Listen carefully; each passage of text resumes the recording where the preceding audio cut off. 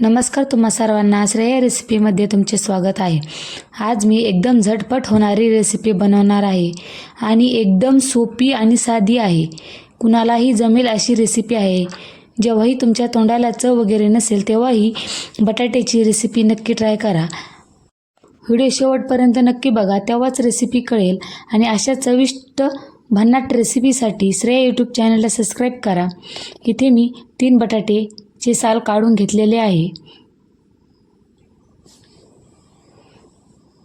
आता ते बटाटे खिसून घेणार आहे।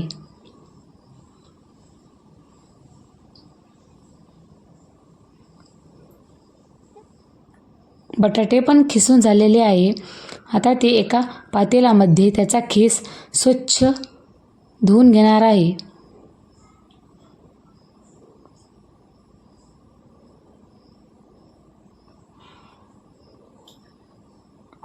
मी इथे बटाट्याचा खिस स्वच्छ धुवून घेतलेला आहे, तो पातेल्यामध्ये ॲड केला आहे। त्यामध्ये लाल तिखट,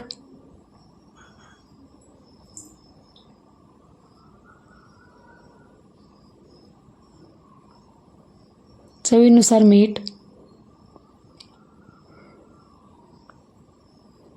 1 चमचा शेंगदाण्याचा कूट आणि आता ते सर्व व्यवस्थित मिक्स करून घेणार आहे।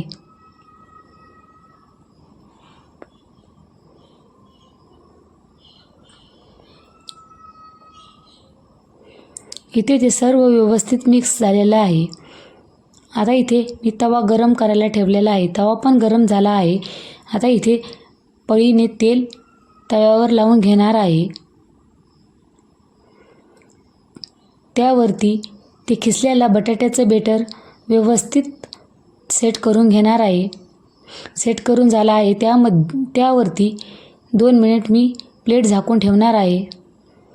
ते व्यवस्थित वाफळलेलं आहे। त्यावरची प्लेट काढून ते पलटी करून घेणार आहोत।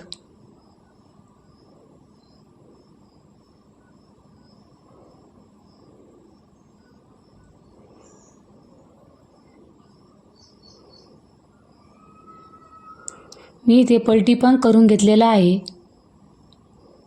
आणि व्यवस्थित पण मस्त एका साईडने भाजलेला आहे। आता डबल आपल्या दुसऱ्या साईडने व्यवस्थित भाजून घ्यायचं आहे। त्यामुळे मी 2 मिनिट परत झाकून ठेवली होती। आता ती डबल काढून घेणार आहे आणि ते पण व्यवस्थित भाजलेलं आहे। तरीही 2 मिनिट आपण त्यांना व्यवस्थित पलटून भाजून घेऊ।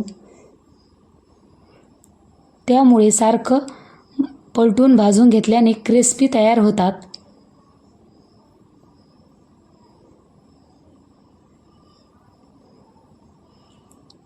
ही अशा प्रकारे खिसलेल्या बटाट्याची रेसिपी एकदम टेस्टी आणि चविष्ट लागते। त्यासोबत टोमॅटो केचप घ्या आणि एकदम टेस्टी लागते। जेव्हाही तुम्हाला तोंडाला चव वगैरे नसेल तेव्हाही 3 बटाट्यापासून एकदम झटपट होणारी रेसिपी नक्की ट्राय करा। आणि घरामध्ये कमी साहित्यामध्ये ही रेसिपी बनते आणि खूप कमी वेळ लागतो आणि ही रेसिपी कुणालाही आवडेल अशी आहे।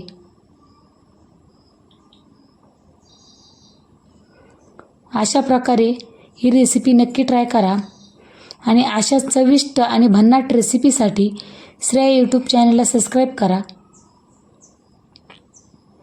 आणि व्हिडिओ पूर्ण बघितल्याबद्दल तुमच्या मनापासून धन्यवाद।